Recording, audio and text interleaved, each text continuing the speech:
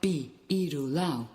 Watch your back, the trench is gonna get you. Watch your back, the trench is gonna get you. Watch your back, there's a the trench is crying gonna here. get you. Watch your back, It's a coming from the agility. Gotta wash those red hands. It's the crimes of the Badlands. It's the crimes of the Badlands. Hello there. Good evening. Hi, Douglas. How you doing, Jules? I'm good. Good. How was your week? Very chill, actually. We've got a couple of holidays this week, and last week was also kind of winding down for me. So Nice. nice and easy. Awesome. That's How about the you? way it should be. Mm-hmm. Same. I mean, I have some holiday time off. Today is Halloween, actually. Ooh. Happy Halloween. All those ghosts gonna haunt us today. Yeah, you might hear some strange noises in the background, but don't be alarmed. Yeah. I never was too alarmed, but now that they're basque cases, they seem closer. Okay. So today we're drinking Aitzalde, which is Chacoli from Getaria. Mm-hmm. So Aitzalde, we looked that up, and it's in place of name place. Mm-hmm. We didn't find it in a map, so it's probably like a farm. Could be somebody's name. And Alde is like the side of or next to something, so it could be something like what did we say it was? Like maybe a cliff next to a cliff or something like that. Mm-hmm. So it could be something like that. But yeah, Alde is another one like Mendia, which occur in lots of place names. So easy to recognize Basque surnames with Alde. And it's, I have to say, quite a nice one. I know. It is nice. Yeah. It's kind of spumoso, like bubbly. Yeah. Yeah, a little bit reminds me of Vinho Verde from Portugal. Oh. So quite acidic, very summery, a little bit bubbly. Mm-hmm. And quite a good one for summer, I'd say, in general. Yeah. Unlike tonight on Hallows Eve. Hallows Eve, very rainy it's for a dark us. and stormy night. Indeed. It's very appropriate. Yes, it is.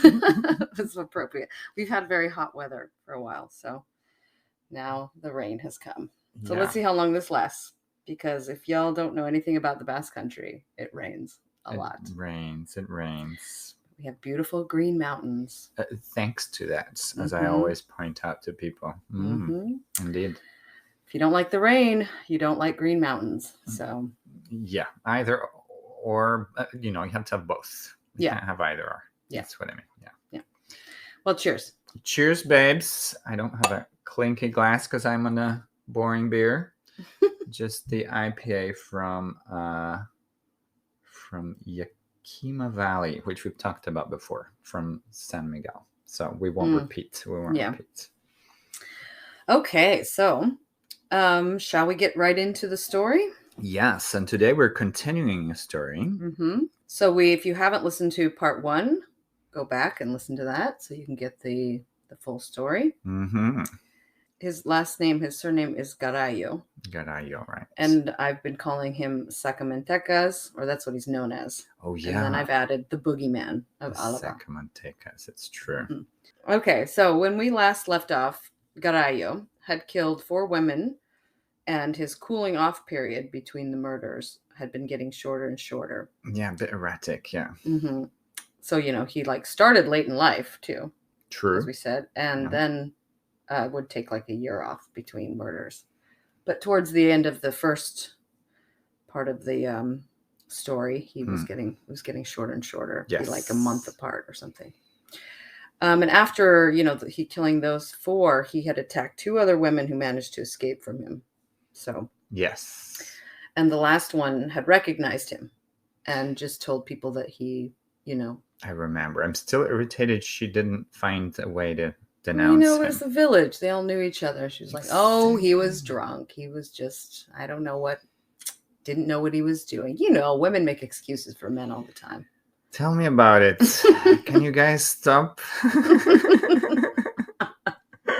It's for our own safety, Douglas. Yeah, as if it was your fault. Jesus, right? Or whatever. We're just trying to Anyways, survive, us women out there. We're all. We're all Wow. trying to survive. Okay, so it wasn't until November 1st, 1878, so 4 years after his previous failed attack on this last woman, that he ended up striking again. Oh. So it must have freaked him out, to have been recognized by this last victim. Good. At least, so maybe he was just like, ooh, that was too close. yeah, some Close call. decency. So, for that long of a cooling off period, it just seems like he was probably freaked out. So, on this occasion, Garayo visited a mill on the outskirts of Vitoria, or Gasteiz. How picturesque. Mills and Beautiful landscape. yes, in the Iberian Peninsula. Sounds like a trip. He was, he went to this mill because he'd been to this place previously and found out that there was a female cooking there alone. Oh my gosh, she's scoping out girls again. Yeah. Her name was Angela Armentia de las Trianas. Interesting. So they chatted for a bit before he attacked her. Tried to strangle her, but like his previous 2 victims, she was able to overpower him. Oh, good.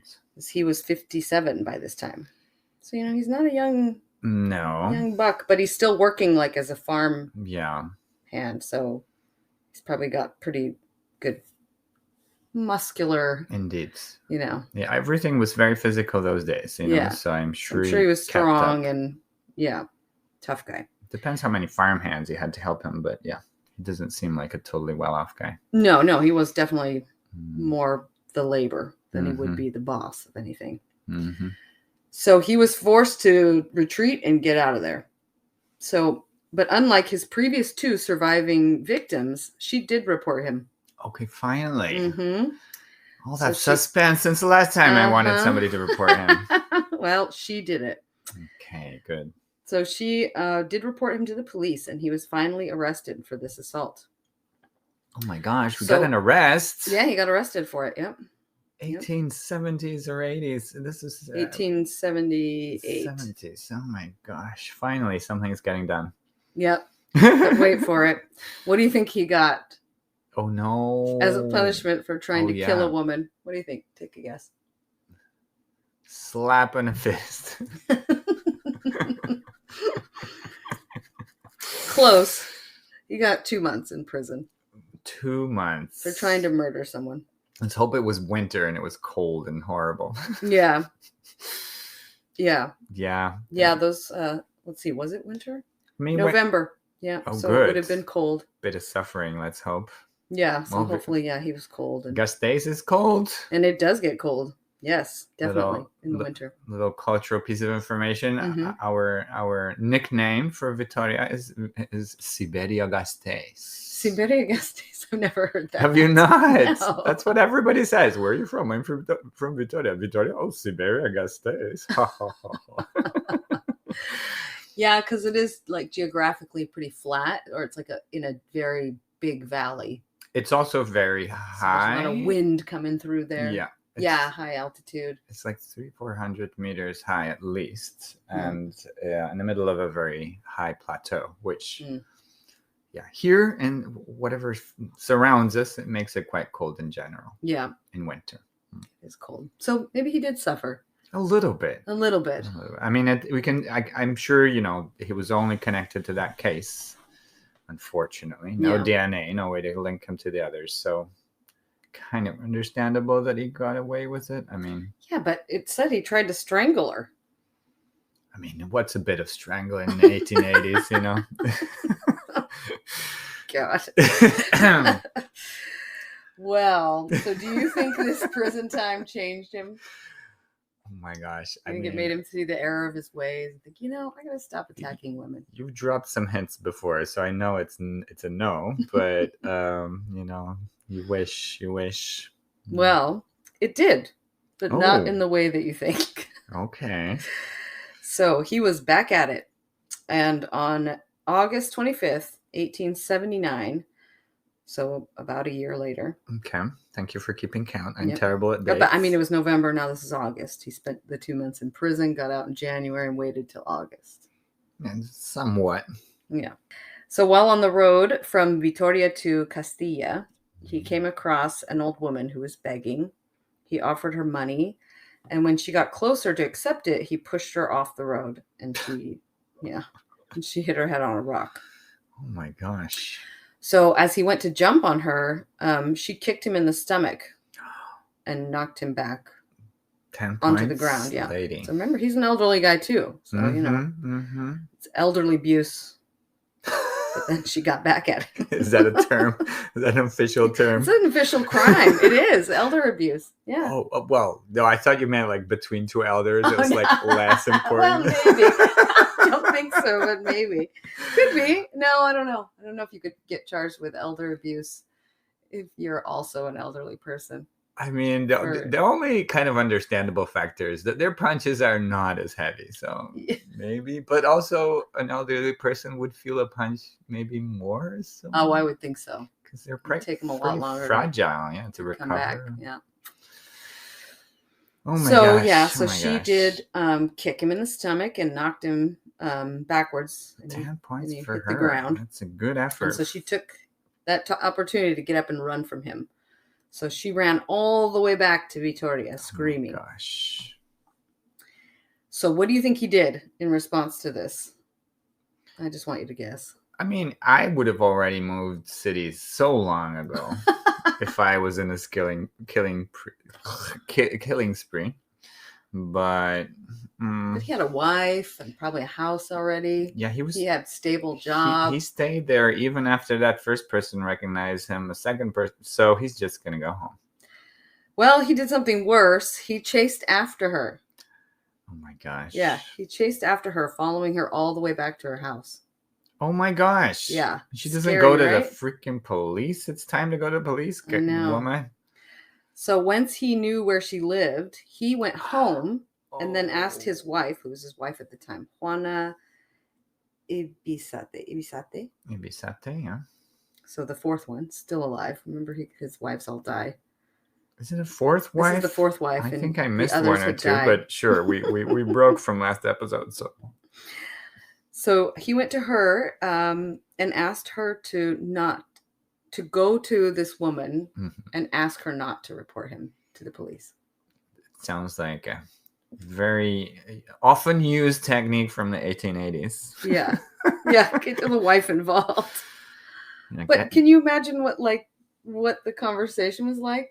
Honey, I have a big favor. Yeah, I pushed this old lady off of a bridge. And then she kicked me in the stomach. Can you believe that? She hit a head. Jesus, her head's gotten hit. That's way worse. She's going to try to say I did something to her. Yeah, he probably painted it like he was some innocent victim. Aren't boys always innocent until the police say they're not? It turns out that she was pretty convincing when she went to speak to this woman. So she did do the favor for him. Oh my gosh. And it also helped that she paid for her silence with 20 pesetas. Well, that's more than he wanted to pay last women the sex workers he killed. So yeah. So I looked it up. Like this amount in Wikipedia says that 20 pesetas is worth 80 reales, right? I think we went over this math before, but don't ask us again to do any math on the spot. So like you said, he's been paying like 3 reales for sex work. Yeah. And then throws a fit when the woman wants at least 5. Yeah. So he's pretty cheap bastard. He's gotten slightly scareder, or there's a little bit more inflation in those days. He's like, we can put this money, we can pay for this because I really don't want to go back to prison. Maybe prison was that bad. Yeah, maybe he remembers those 2 months. Like, I can't go back. Yeah. Good. So, although, there was this weird thing, and actually you did that tour with me too, right? We did a tour about famous crimes in Bilbao. Mm-hmm. There was an interesting part for me. They were talking about prisons around about that time, I think, in Bilbao. And of course, it would be quite different because here's a much larger city, yeah, even in those days. But sort of one of the interesting things was like people were expected to pay for their own food, right? Yeah. They had to pay their way in prison. Yeah. And so if you weren't earning, that was a big problem. Yeah, if you were the only one earning money in the household. If you had some money, well, your wife could bring you food, but then, so I'm sure that was enlightening. At least he realized staying in prison isn't free like it is today. Mm-mm. Costs some money, maybe less than 20 reales, or more than 20 And I bet reales, it was cold. say. I bet it was cold. Yeah, Vitoria-Gasteiz. Mm-hmm. Or not Gasteiz, Siberia-Gasteiz. That's why they make. Gasteiz. That's why they make the joke, because Vitoria and Siberia sound similar. I just got that. Glad we ran into this again. Good. Okay. His latest survivor has been silenced by his wife, who has assured the victim that he was going to be leaving town, and offered her money in exchange for not going to the authorities. Good. Of this attack. Did you say who's leaving town? The wife had told the survivor that he was like, "Don't worry, he's leaving town. He's not going to be in town," because she told him he was going to go he was going to head off to work in the Somorrostro mines. Oh, Somorrostro mines. I've heard about that place. In Vizcaya. Mm-hmm. And so these mines were near Muskiz. Oh, so that's just northeast of us, like a 15-minute in a train sort of thing, right? Yeah, and has the beautiful Petronor refinery.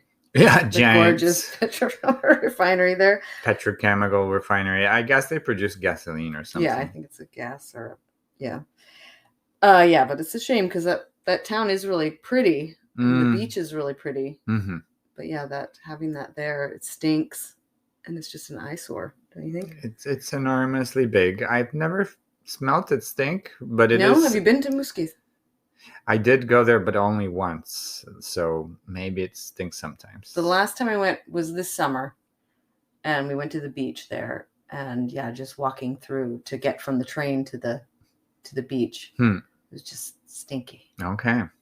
I mean, Bilbao, the greater Bilbao, but everywhere in the Basque Country, really, it's a lot of mountains and little valleys.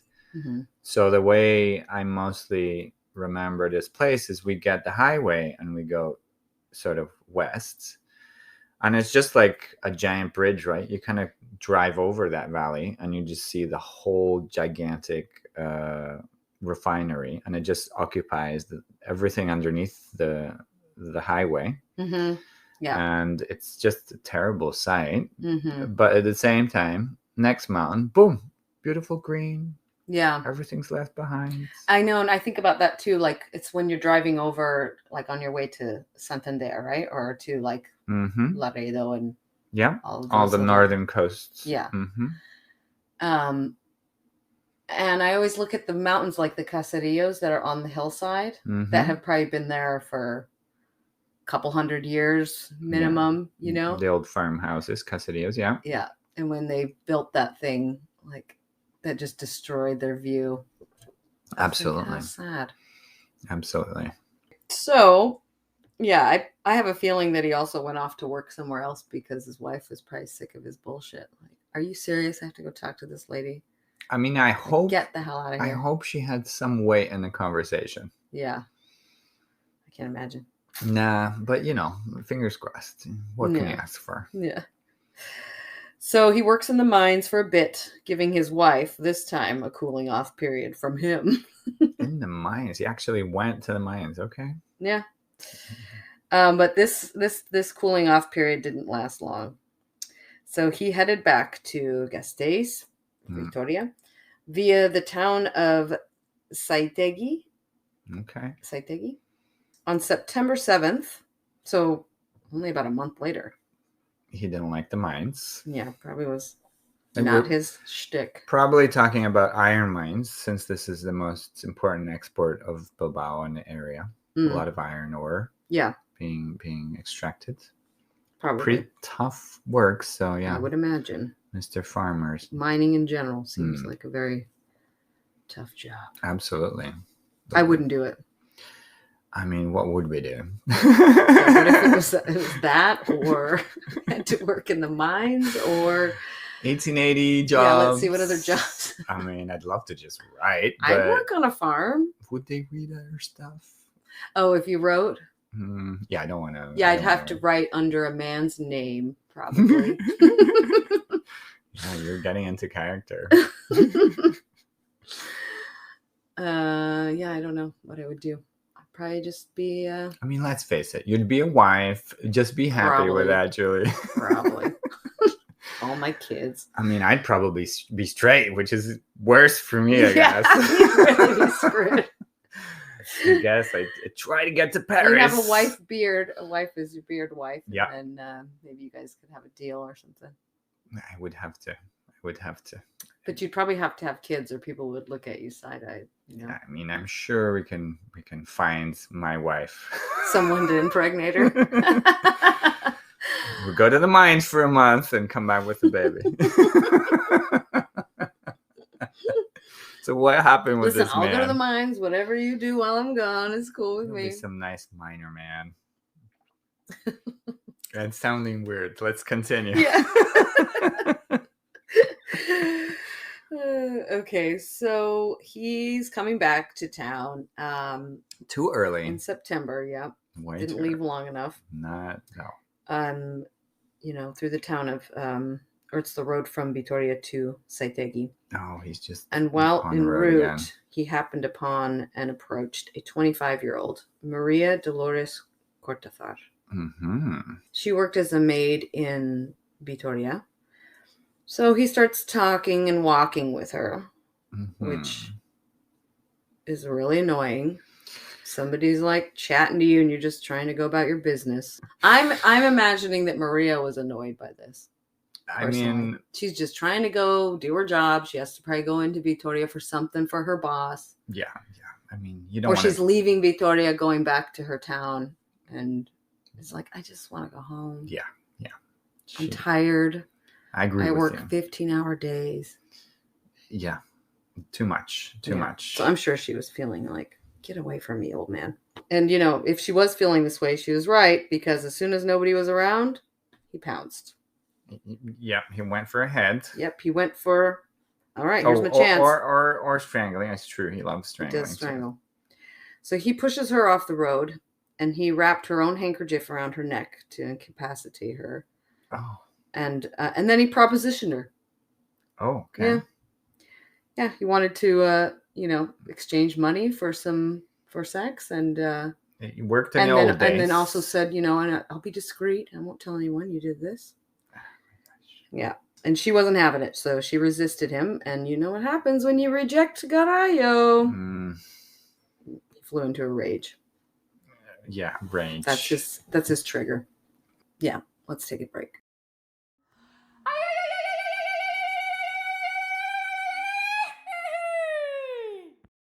So we're back. Okay. So yeah, as we were saying, he tries to proposition her for, sex work, and she's not a sex worker.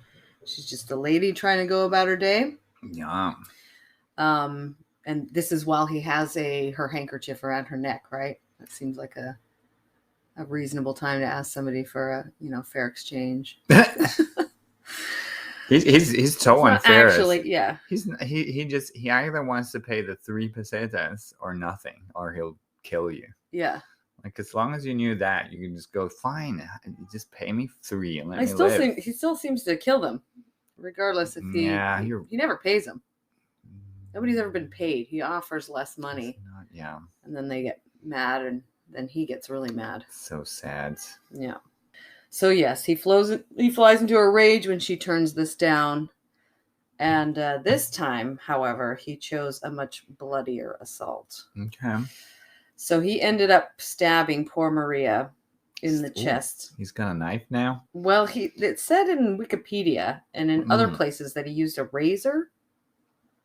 But I don't know if you can stab with a razor. And then another one said knife. So it just depends on the source. It's hard to say. This happened a long time ago. Yeah. I mean, I guess they would just use a sort of razor knife to shave at those times. Yeah. I don't really know if they had separate. I guess it would be more of a slashing than it would have. stabbing. But anyway. But if it was a knife that you would just scrape your beard off with, Oh, maybe. Yeah. then you could probably use it. Because I don't know what a razor was like in the 1880s, you know? True. I don't either. I'm going based on like Little House on the Prairie. I remember she operated people, but I don't remember the equipment specifically. That was Little probably, House on the Prairie. Yeah, it was. I think. Operating. Are you thinking of Dr. Quinn? Of course Medicine I am. Of course I am. No, different Frontier Town Still a prairie show. They look the same. Sorry. But I feel like in those it would be like a straight razor, yeah. Like that. We're just looking at a picture of a. We looked at a picture of an 1880s razor, and it's like one of those typical That's why I said slashing, like a straight razor, like they still use them today in like hipster barber shops. Exactly. Right? Yeah. To make you like I remember a steam towel on your face, and then a little brush to put on the kind of shaving cream. Turkish bath sort of 1930s movies. We still see those kinds of razors still. I mean, it doesn't have a clear pointy bit, but I've never tried to kill somebody, so I don't know how easy it goes in, you know? I don't think it is easy. No, but it's got a very cutty bit as well. Yeah, so that's why I was thinking like slashy, you know? Yeah, slashy. Some things so I'm sure. After he stabs her or slashes her, so he rapes her and then he kills her by stabbing her in the stomach. You know, I'm used to thinking about those crimes in modern day. It's kind of odd when you think about it so far away, because today we always have a much more deeper understanding of the psychology of the situation, right? And it feels like, you know, it's so far back that people didn't even understand psychology so well. So it's like if you were gay, they didn't understand that it was a natural They just thought you thing. were like innately criminal. Yeah, or that the devil was with you or something ridiculous like that, you know? So, and even they would believe that, like, oh, I'm just a bad person, you know? Or they wouldn't understand that they could be, I mean, what criminal understands that he just might be reacting out of trauma? But at least today we understand that. Yeah. Yeah, and I'll go into that actually later. Okay. What they thought of him. Oh, because we've got like working back. He does get caught. I mean, spoiler he alert. already got caught, but didn't, got away with it in a way. For a while he did, yes. Take us forward. Okay. So yeah, it's got really gory, this particular killing. And this is why many have equated Garayo to Jack the Ripper in London. Oh. It's because of these last two victims that were pretty gory deaths. Gave him that distinction. Okay. Yeah. He hides poor Maria's body along with her basket that she was carrying. Such a cute little detail. Yeah. She's probably had to carry the grocery, the shopping back to Good point. her town or Heavy something. basket. Yeah. So, and instead of continuing on to Vitoria, where he lives, right? He heads for the hills. It's a good choice. Yeah. And I wrote here, probably because he's fucking covered in blood. You can't just waltz into town totally covered in blood. Good point. Yeah. So he takes a detour into the mountains, and he's spotted by a farmer who was out searching for his lost cow. Hopefully he's not covered in blood anymore. Right. Like, yeah, there's no mention of that. No. State. Okay. But they did say in one article that, a farmer had seen him walking around in the hills by himself. And like, okay. Probably it's not that normal unless you are somebody working in those hills, right? Like if you're out sheep herding and you just see this rando walking around. Yeah. City people. You remember it and you're like, who's this guy? They stick to the city or the roads. Yeah. I'm sure he'd either be hunting or hunting for some trouble. Yeah. So if he's covered in blood, maybe he's thinking, oh, maybe he's hunting. Also could be. But if you don't have some chickens hanging off of your arm. Yeah. Hunting chickens, you think? I mean, I don't know if that's an animal that you... Yeah, okay. So wild birds, I can see. Chickens. I think, they were domesticated by then. They definitely were. And they come from India, I understand. But it's like, the thing is, I mean, So this guy had no birds on him. He had no animals. Not that the farmer didn't mention any of that. It was just a brief mention that a farmer did spot him. I mean, the farmers. Maybe that came out later. He seems as a more. witness of He some seems sort. more useful than the police so far. I mean, we want farmers walking around town, not True. the effing police. So yeah, the farmer actually made no mention of his state, like how he looked. He didn't say anything in his statement, I guess, about how he might have been covered in blood.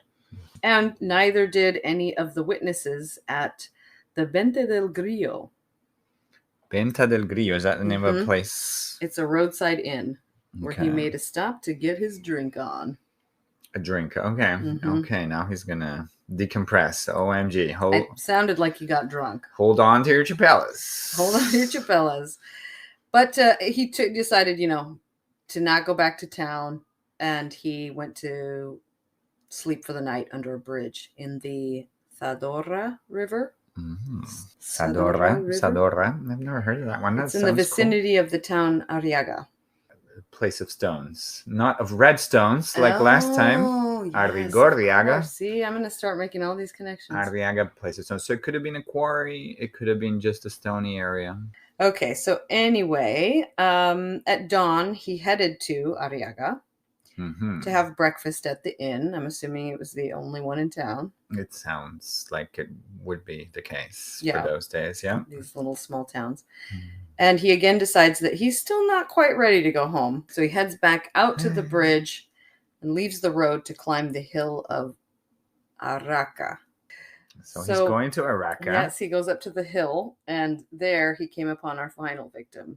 Unfortunate Manuela. Oh, final victim. Audicana? Audicana, yeah. That's a different one. That's interesting. It doesn't sound necessarily very Basque. No. Not really.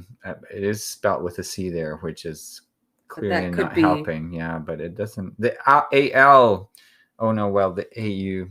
See, but Audicana and Aldicana with a U or an L could be anywho's. We're talking about etymology and linguistics. Who cares? Poor lady. I'm just happy and excited she's the last victim because I don't want anybody else to die. Yeah, I know. So she was a 52-year-old farmer from Navarrete who had just been to the fiestas in Vitoria, and she was heading home with the food she'd bought there because in the past the fiestas were about buying it's like a farmer's local market, produce. Right? Yeah, for sure. And the toros, don't forget the bull yes, bull of runs. course he's gonna all the fun stuff. Sure that but bit of drinking, bit of bull runs. Yeah, some dancing, probably music. I hope so. I hope so. And food. Eating, good food. I mean, this is buying food, local products. This is very Basque country. Yeah, we're all about local products, local beans, local cut meats, anything. So yeah, she sadly made his acquaintance, and they were chatting. And when it started raining, they sought cover under a tree.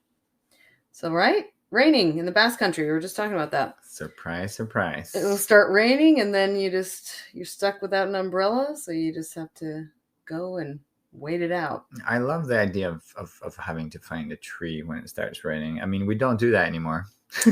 I have sought refuge under a tree because it's a little better than nothing. It is better. Because I would have done that because there wasn't like a building around where I could go. It just doesn't sound so common, but yeah, I have done it too. Yeah. It's so romantic. Yeah, but you could end up waiting for like weeks or months. Or dying from a 57-year-old assassin who is just, preying on anybody he sees in front of him. So they're under this tree chatting, and she believes innocently enough. He tells her that he's out looking for a lost mare. But Garayo isn't one to pass up an opportunity to ruin somebody's life, right? So he eventually tells her of his true intentions, and she's like, oh, hell no. And she attempts to get out of there. I don't think we have the evidence that he offered 3 pesetas, but I'm going to guess he did that just then. Yeah, out of the hell of it. Yeah. But unfortunately, he was able to stop her from fleeing, and he used her own apron to strangle her to unconsciousness. so that he could then rape her while she was unconscious, because that's his thing. One thing doesn't change over the centuries is modus operandi. That's true. That's Find true. one, keep one. Mm-hmm. But he couldn't follow through with the rape. I guess he couldn't get it up. Hey, before the Viagra. Mm-hmm. Hey. So but he can't also leave her alive, because now there's a witness, right? He ends up stabbing her with the same razor or knife that he used on Maria the previous day. Mm-hmm. So there's the cooling off period too. Like this is getting worse. This is the next day, right? Not good at all. He never even slept at home. That's how bad it is. Yeah. So he didn't just leave it at that, though. Here's where the Jack the Ripper parallels come back into play. I was wondering, and I just looked it up. That's 1888 is Jack the Ripper, so that's a little bit beforehand. Maybe Jack the Ripper was inspired by him. Maybe, perhaps, yeah. I mean, I don't think so at all. But I'm sure they're not the first and the last either. Also true. He was a copycat all the way over in London. I mean, Jack the Ripper was just a copycat serial killer. I mean that it goes with the Bilbao story, you know. For our listeners who haven't spent too long in Bilbao, one of the cutest jokes for me for Bilbao is have you looked up the world map of Bilbao? And that's the joke, is that the whole world is Bilbao for Bilbaínos. And so everything clearly relates to Bilbao and the rest of the planet. And then that would make sense that way. It does make sense. That everything starts here. That's where everything happens. Then people copy it. So yeah, this is where they compared him to Jack the Ripper. So hang on to your chapella, Douglas, because it's going to get gory. More? Okay. Yeah. He then cut her stomach open and extracted her intestines and her kidney. He's getting explorative. Yeah, that's very Jacky Rippery. Very gory. And on this occasion, after this murder, cleanup is mentioned. Oh! Because they didn't say anything about after Maria. Yeah. So, I can imagine it was quite necessary after, disemboweling someone. True. I mean, he had a lot of knocking on heads. That seems much cleaner. Yeah. And not all of them, but his attitude seems to be that women are just a matter of money, right? Like he has that in common with Jack the Ripper, who was very sort of preying on sex workers. And I wonder... Well, they're preying on sex workers because they tend to be more of a vulnerable individual, right? And you're getting them in a very vulnerable position. And absolutely. And societally, they're not considered, there's no need to respect them, right? For me, it's more present, the sort of religious aspect where people... It was kind of part of those times when it was seen as, well, that woman couldn't help herself but become a degenerate sort of, they would kind of explain it away as in they just came from bad family sort of thing, and so that's why, of course, I don't believe any of those things, but you kind of see these people, or I've read a lot of things where the religious argument of immorality, and they kind of deserve it because they're immoral. That's why I was saying maybe more Jack the Ripper-y. Maybe he was just like, oh, you're not a good woman, so you deserve it. Sort of does.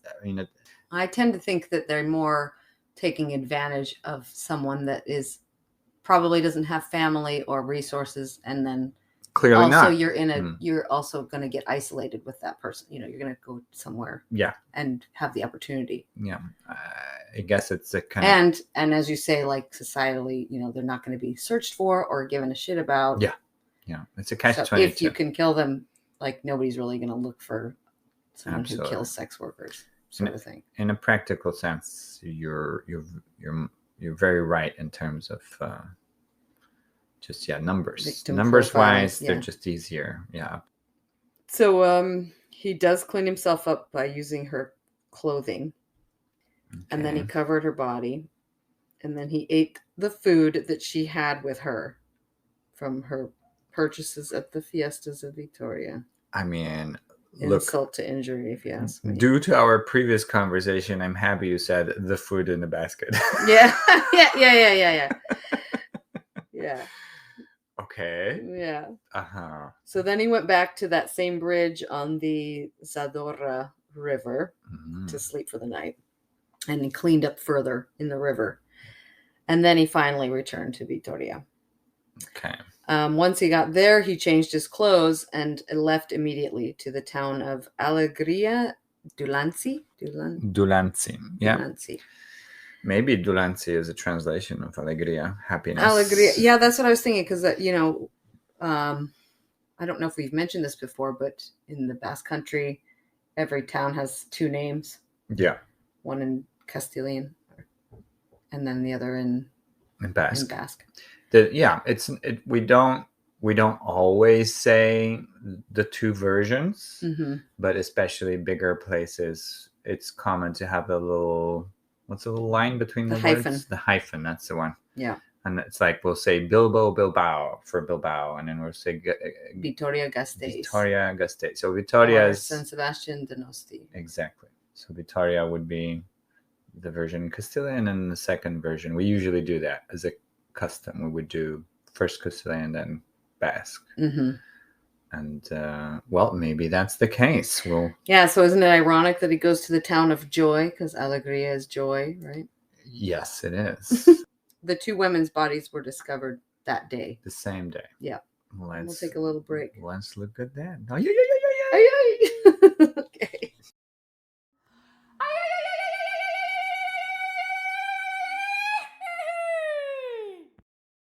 Okay, so when we left off, we were trying to figure out what the what Dulance means, right? Yes, and it's got a very interesting Wikipedia article. If you look for Alegria Dulance, it's quite interesting to check out.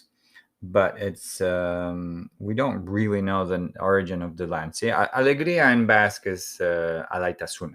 So alaitasuna is just happiness. There might. I'm sure there's other synonyms, but it doesn't quite fit it. And so apparently it's possible that this is a very old name, even from the Latin times. So like there's a guy from the year 500 who was going towards what today is France, but was just part of the Latin Empire then. And so they figure it could have been this place as well.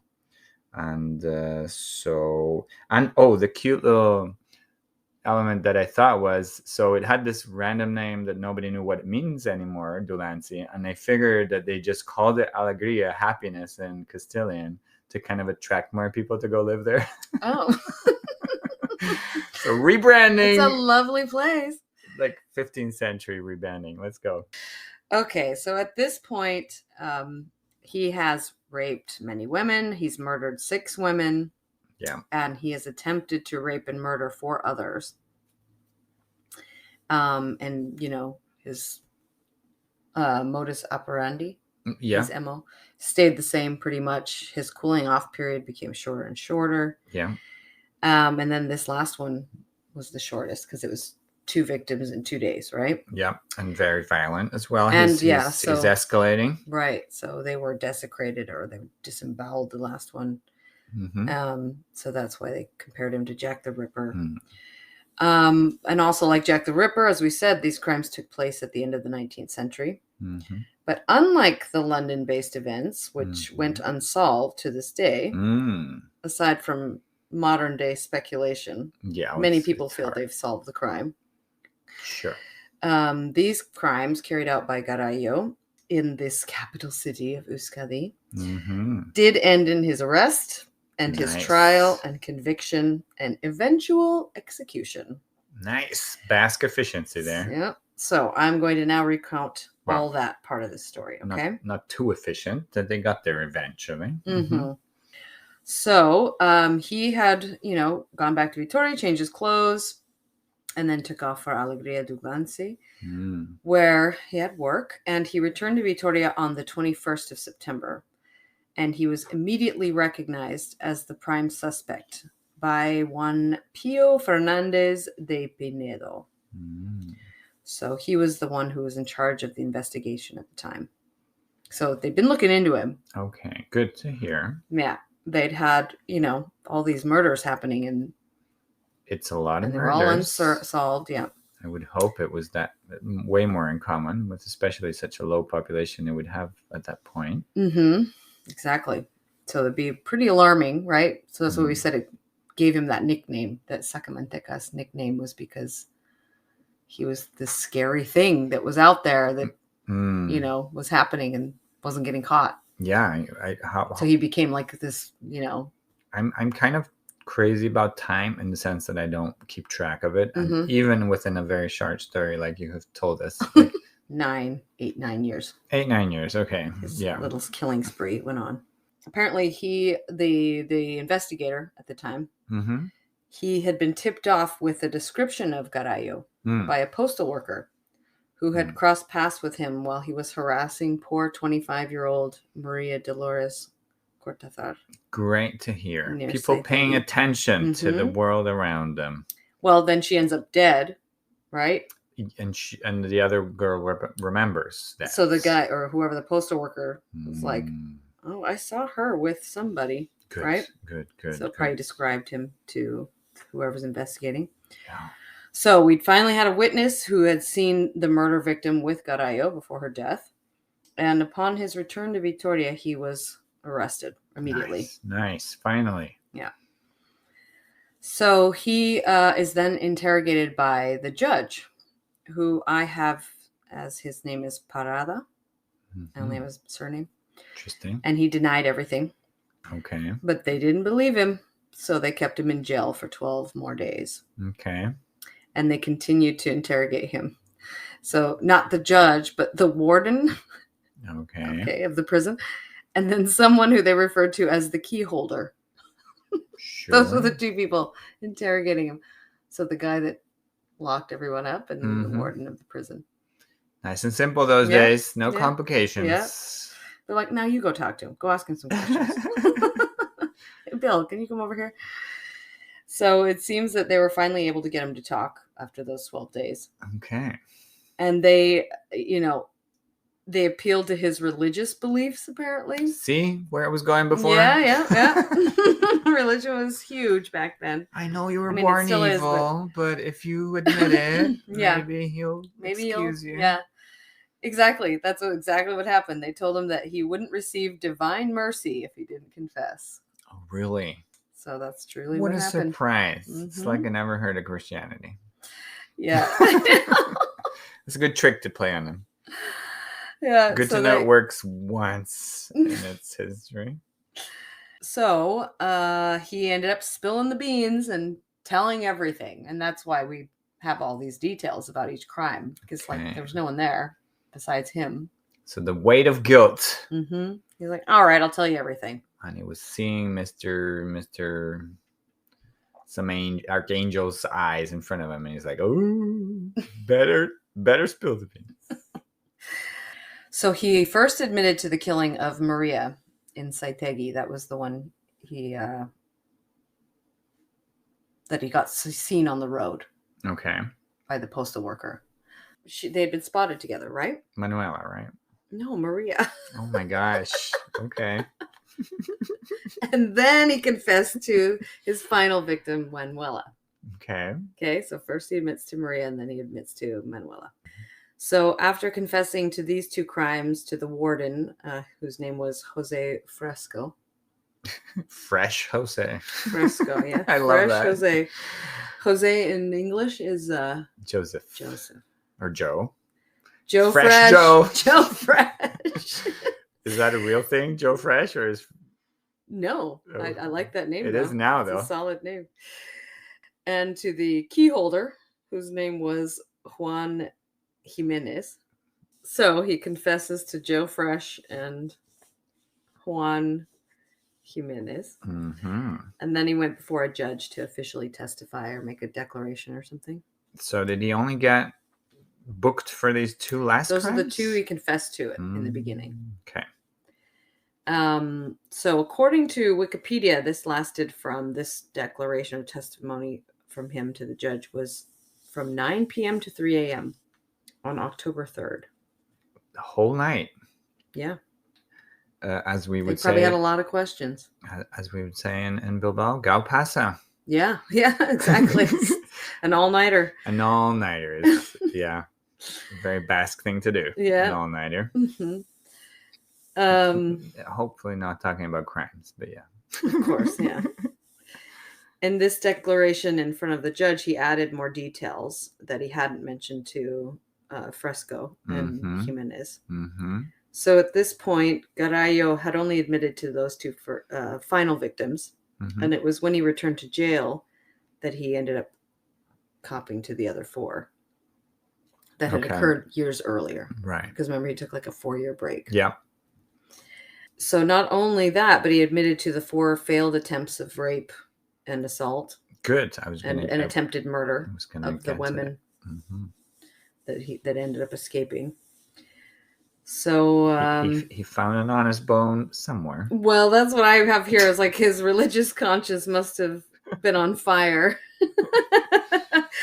or he just said, "Fuck it, I'll never see the outside of a prison again, so I might as well tell him everything." He knew he was screwed. I mean, good. I don't know. I mean, once you're there, I'm glad we know the truth. That's better. Yeah, it's better. I mean, hopefully, we can put everybody's minds at ease if you can, right? That there's not going to now be still a serial killer out there. Exactly. Because they're all terrified. Like we were saying, at the end of the day, there was all these crimes happening for we counted up 8 or 9 years, and so if we don't know where those crimes are coming from, like you say, you create that kind of mythical being of the Sacamantecas. The boogeyman. The boogeyman, yeah. And so when you can finally admit to those crimes, we kind of like, okay, it wasn't the boogeyman, it was that bastard. This guy. So everything's good. We're fine. Nothing more is going to ever happen again. I mean, at least we can pin it down on somebody and not some mythic. Well, at least one guy's off the streets, right? At least we know it's a human, not a mythological being. Of course it was a human. I mean, those days, some people were not sure about it, right? Those days, these days. Okay, so the investigators also spoke with his wife, Juana Ibisate, who admitted to paying off one of the victims for her silence. Remember that part? Yeah, and at this time they decided to look into the deaths of his 3 previous wives. I mean, I would too. Yeah. So, yeah, a man who kills women, who was married and widowed 3 times. It's going to set off some alarm bells, right? Like maybe there was something to that, yeah. However, he insisted that if he had killed those wives, he would admit it. It sounds sort of logical. Yeah. So, as for the trial and sentencing, the same judge who was the first to interrogate him after his arrest, and then who sat for his declaration or his testimony and his detailing of the crimes, was the very same one who handed down his conviction and sentencing. Well, he was there through the whole process, night, so. And he's listened to them. Oh my gosh. I thought it was strange only because,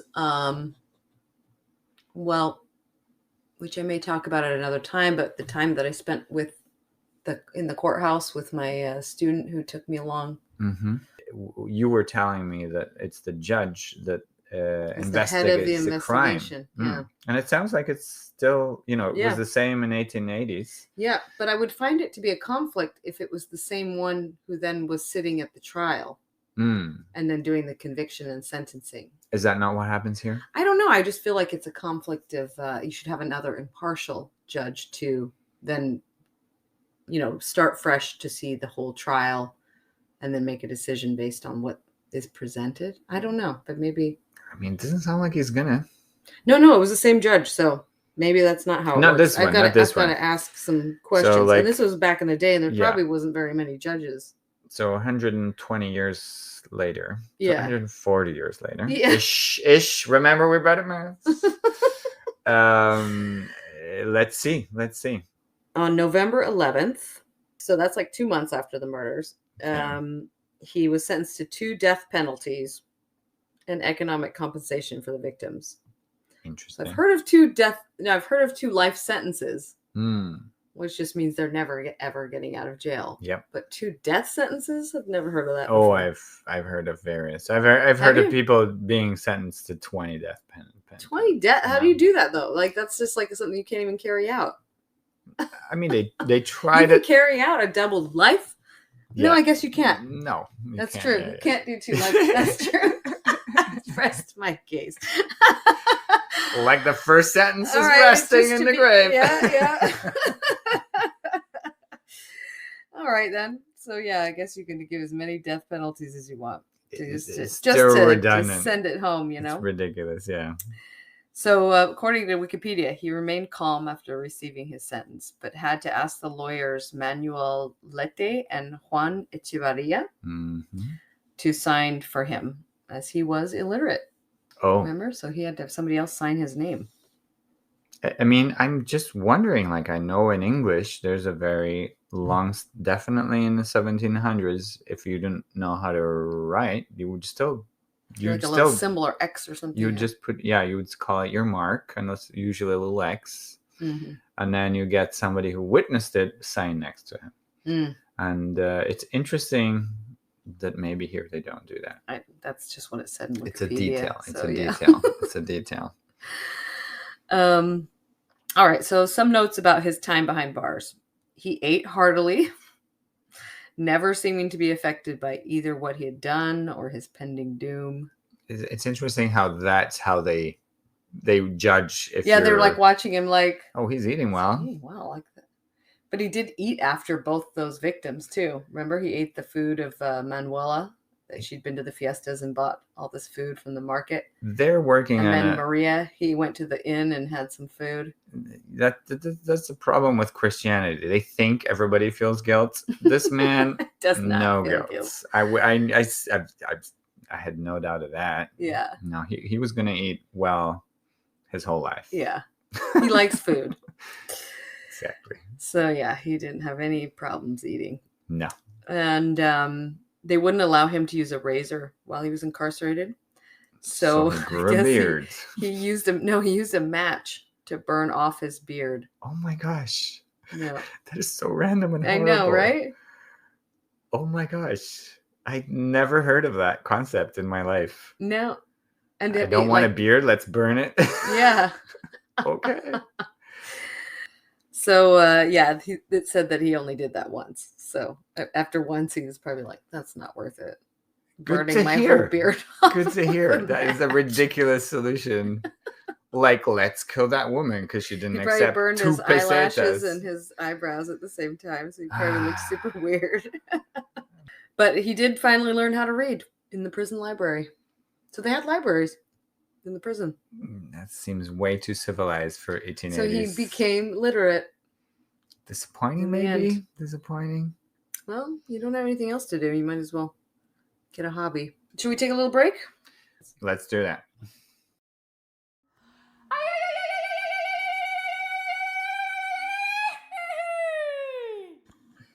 Okay, we're back. Garayo did appeal his case to the Audiencia, thank you, de Burgos.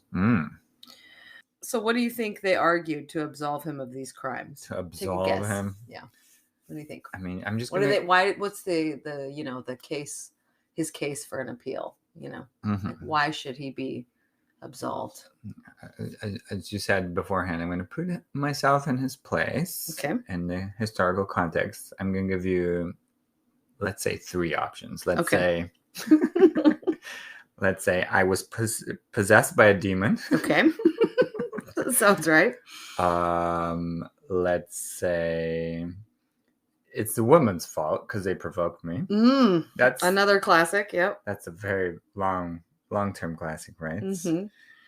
And let's say the southern winds were strong.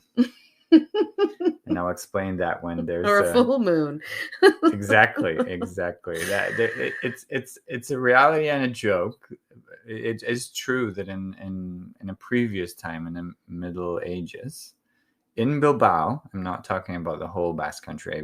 I don't have information about that. But in Bilbao, if a crime was committed when the wind was The southern southerly, winds, yeah. and it was this hot wind from the Sahara, with as they say these days, with lots of ions in the air, which I'm not sure what that means, but that's supposed to justify you getting irritated and Okay. beating people up and eventually killing them, perhaps. Mhm. So, and it was considered. A criminal defense.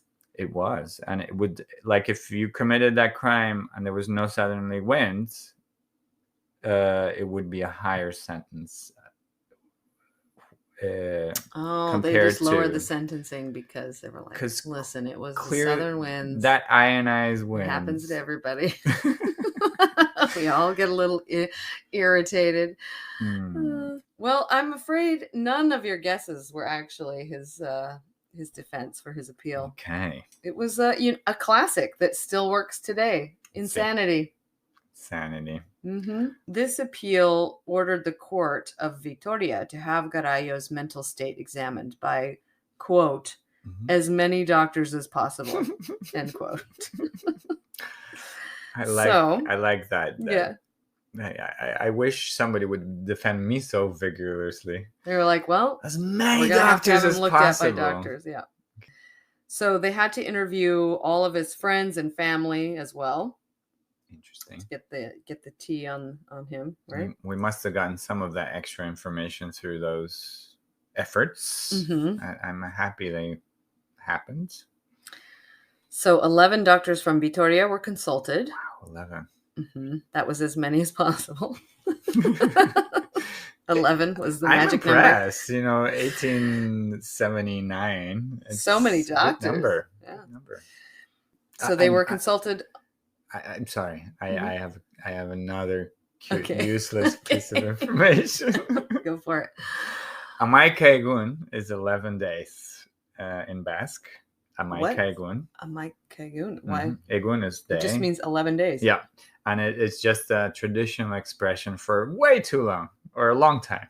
Oh. So it's like. So 11 would be as many doctors as possible. Yeah. That's the whole point of my comment. Yeah, it's cute. Okay. So today in the Basque Country, though, we have a cute little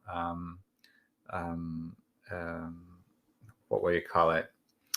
A project that we do I don't know if it's every year or every 2 years. We have 11 days where we wear a little badge saying that we speak Basque, so that people know that we speak Basque during our day-to-day at the supermarket, at the shops, everywhere we go to day-to-day.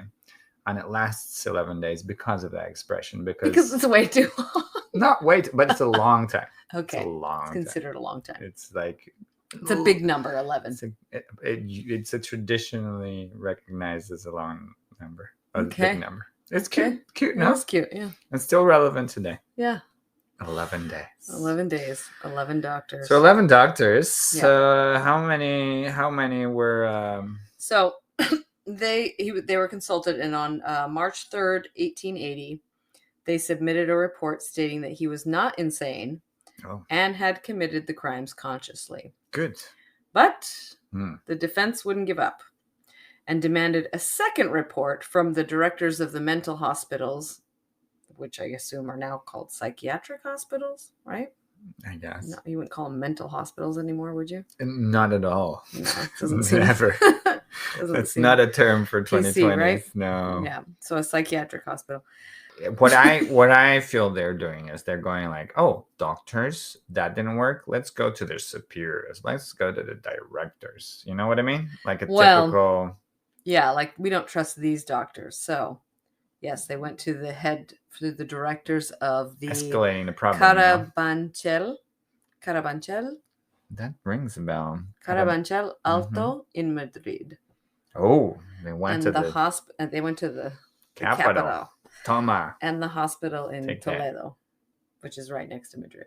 And it used to be the old capital a long time ago. So go to the capital if you want some real doctor reports. Ask important people. What did important people say? I'm amazed this goes up if he's that poor. But I guess it was a big case. Yeah. It would make sense that way. So their reports could be seen as a win for the defense because they found that he committed the crimes under the influence of a partial madness. You know, so they were saying that he had this partial madness or intermittent monomania amidst intervals of lucidity. Excuses males make for males. Mm-hmm. But my favorite diagnosis is that he was simply an imbecile. I mean, it's very scientific, isn't it? I think finally we have somebody who's lucid, thinking clearly, and has appropriate terminology for the gentleman. Yeah, I found that really funny. He's an imbecile. But despite this seemingly favorable report for the defense, the appeal was denied by the Supreme Court. So it didn't work. Supreme Court? So it went to Madrid? Went to the Supreme Court, yeah. I guess since they were asking Madrid doctors, right? Mm-hmm. They wanted to keep, So Garayo was executed by Lorenzo Huertas from Burgos. He was executed on May 11th, 1881 by garrote, which we've talked about, I think, right? I have the definition here. Do go for it. A method of capital punishment of Spanish origin. So the Spanish, they've always got the best inventions. In which an iron collar is tightened around a condemned person's neck until death occurs by strangulation or by injury to the spinal column at the base of the brain. And I have a photo here of the device if you'd like to see it. This is a garrote. Yeah, I'm basically seeing... Can you describe it to our listeners? Yep. It's a log, like quite a long log, stood up on a cross of boards, just keeping it up. And then there's a bench on it for you to sit on, I'm assuming. Mm-hmm. And then, what do you call these things that you like? It's like a pillar more. Yeah, a pillar. And then, what do you call those things that you like? You've got a... Oh, like a... You like press... Like a Jack in the Box. Yeah, you like... You wind it to close, I guess, a screw, right? So it's a kind of screw system. Yeah. And that's what you're going to attach to your neck, I guess. And you're going to screw This part would be attached to the neck. So this would be like a little collar around your neck. And then behind they have like a, what is that called? A metal bar to twist. No, but what is that called? It's called something. Manibela, let's see, is a crank. Crank. Or a handle. A crank.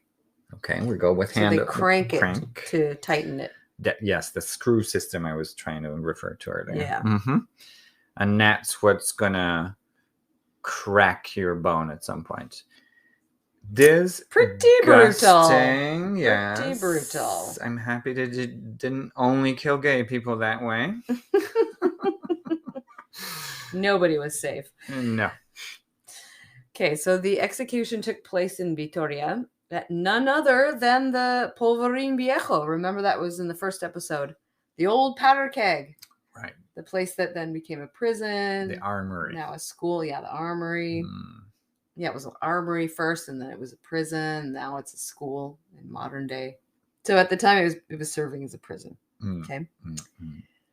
So yeah, it's kind of funny that he had so many links to this place. Like it kept coming back in his life. You know, because he was always taking the ladies out there. Past that. He got busted that one time by the guards that were there. Yeah. Because the woman that put up a fight. So the place got him in the end? Is that the moral? I don't know. It's just that he's got a lot of connections to this place. It all leads back to the same place. The old powder keg. The old powder keg. Yeah. So according to Wikipedia, his body was then put on public display for 10 hours. That's a randomly short. And why Everybody would you can come even look do at it? him. No? Yeah. Yeah. It was like people just had a better stomach for that stuff back in the day. Like, But why would 10 hours, though, that seems so little. Just leave it out for 2 weeks now. If you're at it.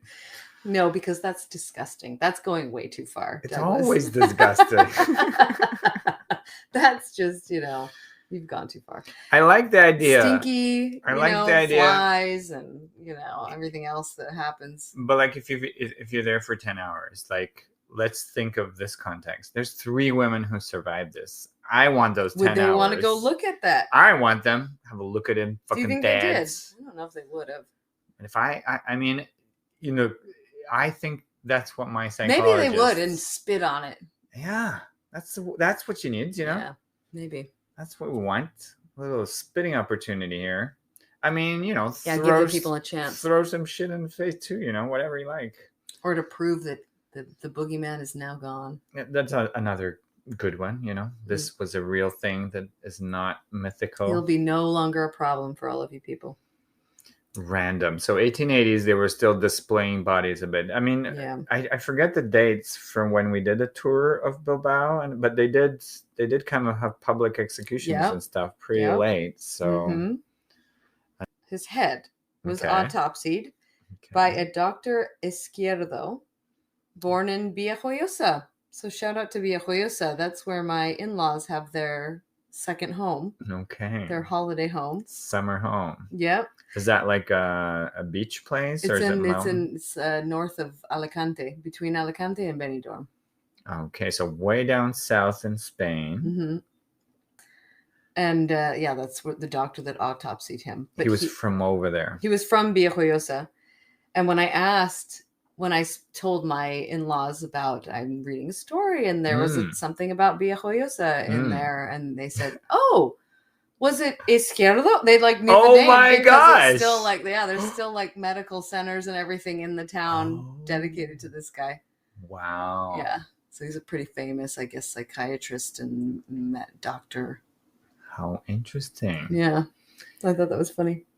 They guessed it right away. I was like, yes, that was his name. That's incredible. It feels like not only Gasteiz was a small town, the whole country feels like it's a small town. How cute. How cute. So he was practicing in Madrid. Mm-hmm. And when he analyzed Garayo's brain, he came to the same conclusion as the psychiatric doctors who studied him for the defense in his appeal, that he was, in fact, an imbecile. This is the autopsy. I love that. I thought you were going to say he came to the conclusion it was temporary insanity, but I'm way happier that it was just imbecile. This man is clearly an imbecile. Look at his head. I mean, But I follow medicine. I'll tell you why. We can't quite tell. I'll tell you why he said this. Okay, so in addition, Dr. Izquierdo was a defender of the theories posited by famed Italian criminologist Cesare Lombroso, who used phrenology to develop his theories on the criminality of an individual. Yes. So phrenology is the measurement of your cranium. I'll read the definition if you want. Go for it, babe. No, you say it. As far as I understand it, it's relating to the measurement of your skull. Mm-hmm. And so depending on its shape and where the bulges are, they assume the parts in your brain were more or less developed, and they would ascribe problems relating to either overdevelopment or underdevelopment of certain areas of your brain. Very good, Douglas. Sounded Excellent. very scientific. But... Here's the definition I found. It's the detailed study of the shape and size of the cranium as a supposed indication of character and mental abilities. So spot on. Way to go, Douglas. It was one of the very sad... the big brain on Douglas. Well, it was one of the very sad sort of precursors to sort of racism. I know. Yeah, I know. So because my people were gay and Jewish and all those, and Gitano, like Roma people, like all the reasons they could kill my people, they killed me because of that as well. Yeah, it was used my as ancestors, I should say, as a means to discriminate. Any excuse to kill gay guys. Lombroso claimed that criminals were born that way, and a type of person would be characterized by physical features reminiscent of apes or lower primates and early humans. As a phreноpath and a fanboy of Lombroso, Dr. Izquierdo declared that Garayo fit the bill as an innate criminal, and his features matched up: a short, sloping forehead, small brain, and close-set eyes. So now I'm going to show you a photo of our protagonist. Okay? And you tell me if he looks the part. Does he look like... There he is. He looks like a great grandfather of mine, to be honest. Well, remember, he was an old man by the time he got caught. And this was when he was already in prison, because he's got the shackles on his feet. Wow. So this is his prison photo. Must have been right after he burned his beard off. It looks like He's coming got a back short beard, yeah. So what do you Yeah. think? Close set eyes, sloping forehead. I mean, we know these days it's a bunch of bullshit. I know. But I mean, he definitely has some little eyes close to each other. But I think I could say that about every one of my sort of paternal ancestors. They look all the same. Okay. So obviously phrenology has been denounced since it's been utilized to justify discrimination, as we were saying, against Yes. marginalized people in the past, and probably still today for some. Like, I think of neo-Nazis, they still kind of Unfortunately, go along with that kind of shit. Yeah. Should we take a break? We'll take a break on that.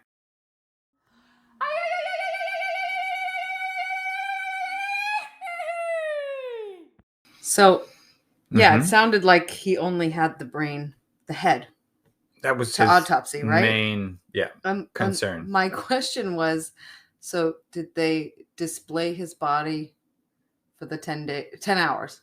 Without a brain. Right, it was only 10 hours. Was he headless? I don't think so. I mean, It's probably the whole body. it would. And then they sent the head off to Madrid.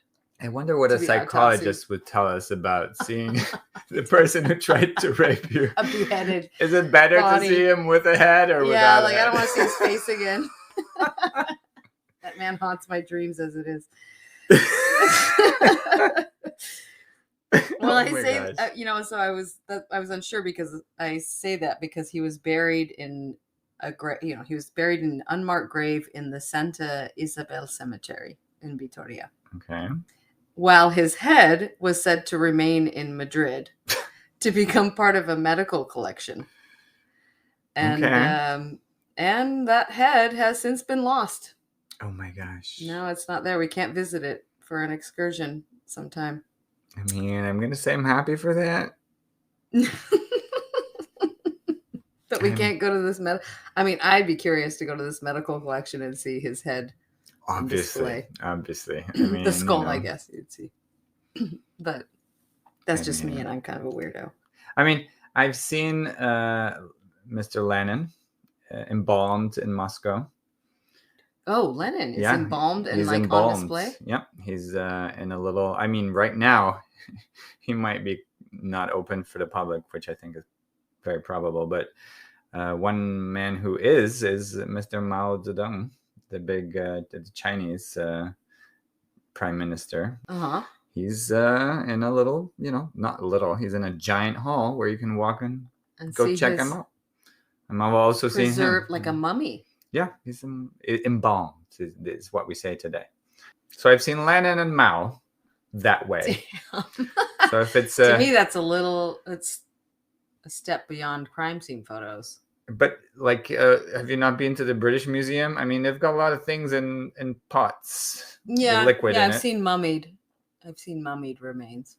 It's interesting to see certain deep sea creatures in jars. They're very different. Yeah.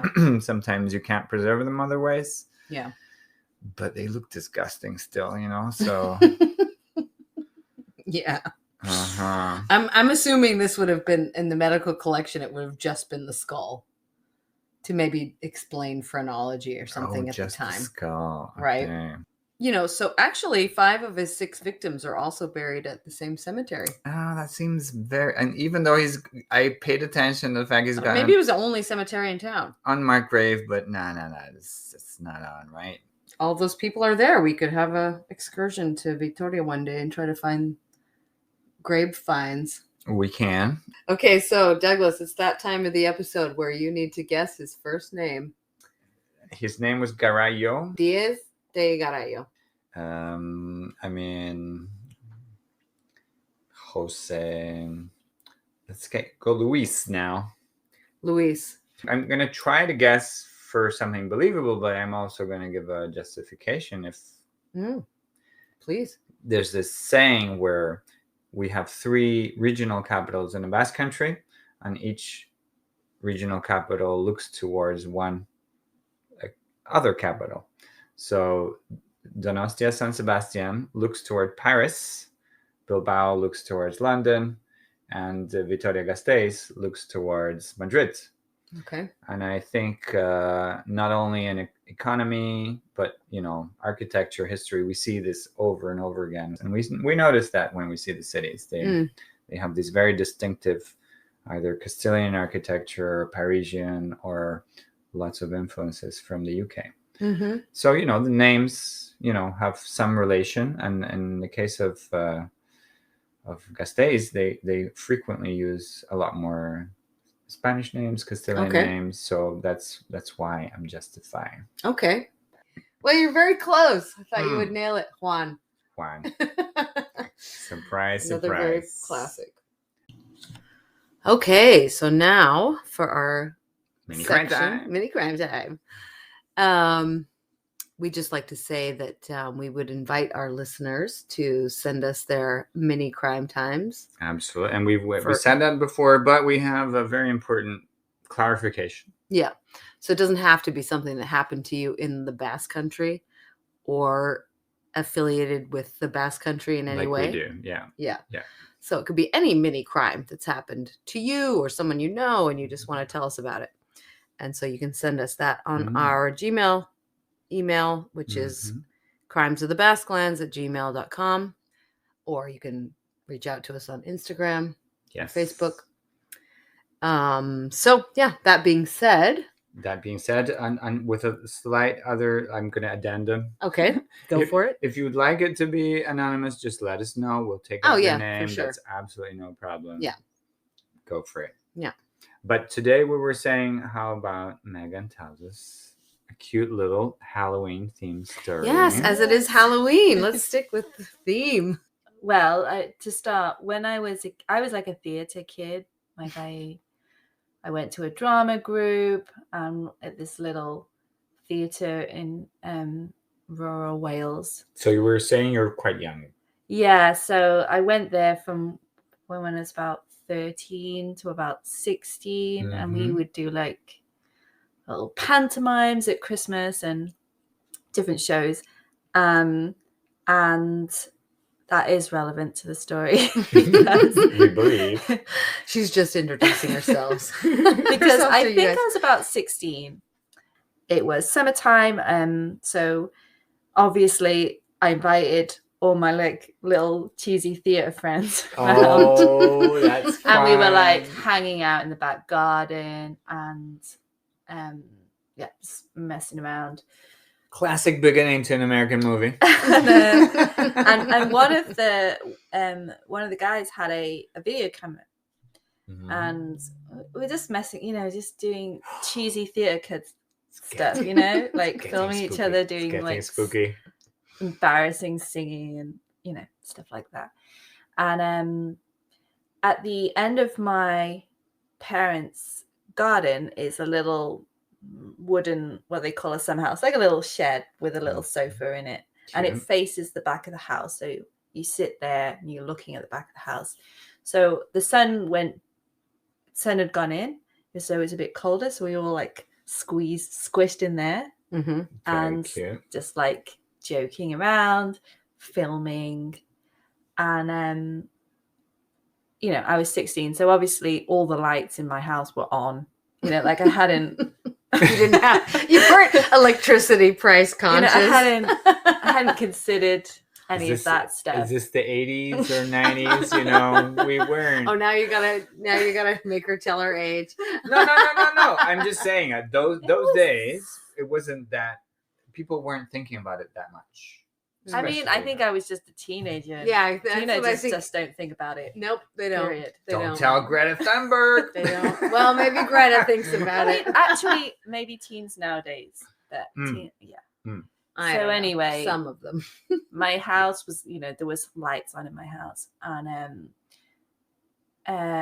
we were filming, and one of the guy holding the camera noticed something in one of the windows, of my house. Oh. And initially it was like, I could see something, like, for a joke. And he zooms in on this side window. It's got a blind down, but it's like a white blind. So and it's your house. Silhouette. And the lights are on. It is your house. My house. You recognize the window. And we're all just like watching, not thinking that there's anything there because we're just joking around and we're filming. Mm-hmm.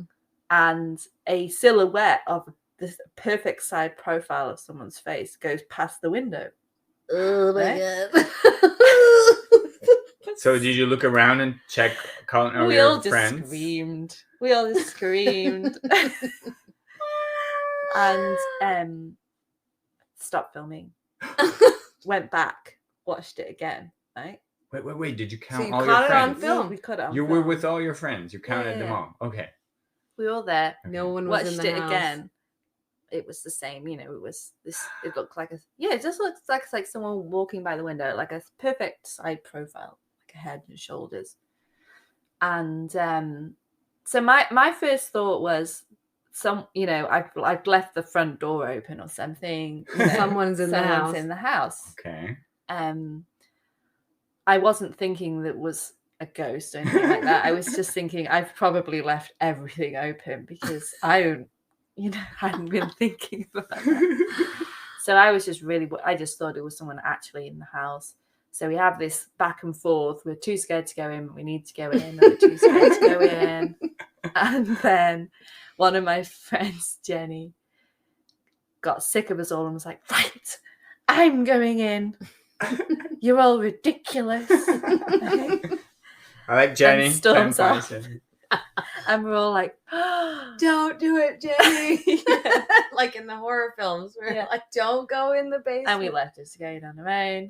You could see her going past the windows. Jenny. And she's and then eventually, like, we all follow her in. We go looking around, and I check the doors, and I'm still convinced that it was a person, but nothing was taken. The front door wasn't open. The side door wasn't open. But it wasn't locked out. What, locked? I think the front door probably. I can't remember. I think the front door probably was locked. The side door maybe not. But nothing was taken. There was stuff like there was a laptop in that room just on the side. Mm. You know, like nothing was disturbed. Nothing was taken. Even things that were very clearly on display and valuable. And so obviously our next conclusion was, well, it was a ghost. Had to be a ghost. I mean, Can you tell us a little about your parents' house? Is it pretty old? I don't know. I mean, I think originally, at least at one point, it was a guest house because the bedrooms all have their own sink. Oh. Yeah, Yeah. and they all have. I don't know if they still do. Very now, useful. but they all had that. They were numbered. Oh, that's a cute detail. The rooms were numbered. So it's a big house. So like at one point, it'd been used. Lots of as a people in guest and out. house. Yeah, so a possible explanation is that we have neighbors right next to us and their kitchen window. So you've got like their kitchen window and then we've got our window directly opposite. And then this window where we saw this silhouette was to the side, like at a 90-degree angle. So, but we were wondering if there was some kind of a reflection. You know? Someone was walking past the kitchen window and somehow their shadow reflected onto that window. So it's a possible explanation, but we'll never know. Never know. That's pretty spooky. A mysterious crime. And I love that you caught it on camera. Is that footage still exist? Somewhere, but it wasn't my camera, so I don't have the footage. Do you think they recorded over it? Was it like VHS style? Oh, It was for VHS sure. style. Yeah, so it's probably been recorded over with like an episode of something. Yeah, totally. Well, thank you, Megan. That was a great Yeah, that was good. time. It was a good Halloween one. I loved it. I've had fun hanging out with you, Douglas, like always. And me too, honey. All right, we bid you Agur. Crimes of the Basque Lands is written and produced by Douglas D. Carvalho. Julie Garcia. I'm Megan Dooley. The sound and editing for each episode by Douglas D. Carvalho. I'm Megan Dooley.